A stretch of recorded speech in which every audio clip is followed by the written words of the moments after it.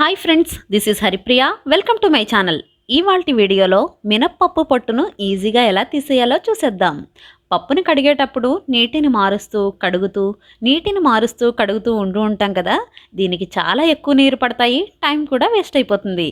So నేను చూపించే పద్ధతిలో టీవీ చూస్తూ కూడా కడుక్కోవచ్చు. అదేవిధంగా ఎవరితో అయినా మాట్లాడుతూ కూడా కడగచ్చు. చాలా ఈజీ ప్రాసెస్ అండి.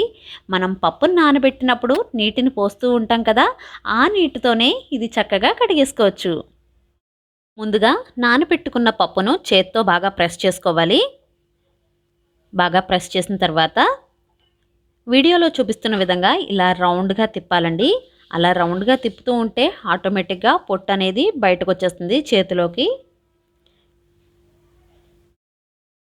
చాలా ఈజీ ప్రాసెస్ అండి, ఎవరైనా చేసేయచ్చు. 1-2 సార్లు కనుక ప్రాక్టీస్ చేస్తే ఆటోమేటిక్గా చేసేయచ్చు. ఈ విధంగా రౌండ్గా తిప్పుతూ ఉంటే పొట్టు అనేది చేతిలోకి వచ్చేస్తుంది. చూసారా ఎంత ఈజీగా వచ్చేస్తుందో కదా.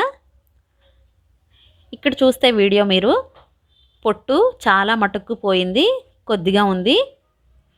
1-2 సార్లు కడిగితే ఇంకా ఆ పొట్టు కూడా ఉండదు.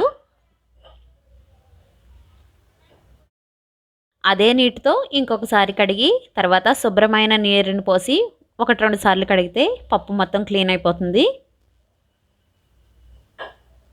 ఇప్పుడు మనం ఇందులో శుభ్రమైన నీటిని పోసి మరొకసారి కడిగేసుకుంటే సరిపోతుంది.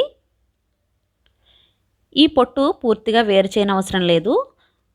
అక్కడక్కడ కొద్దిగా ఉన్నా సరే పర్వాలేదండి, ఆరోగ్యానికి కూడా చాలా మంచిది. చూసారు కదా పొట్టు ఎంత బాగా ఈజీగా వచ్చేసిందో. అక్కడక్కడ ఉన్నా ఏం పర్వాలేదు. ఈ వీడియో మీకు నచ్చితే లైక్ చేయండి, షేర్ చేయండి. నా ఛానల్ని కొత్తగా చూస్తుంటే సబ్స్క్రైబ్ చేయడం మాత్రం అస్సలు మర్చిపోవద్దు.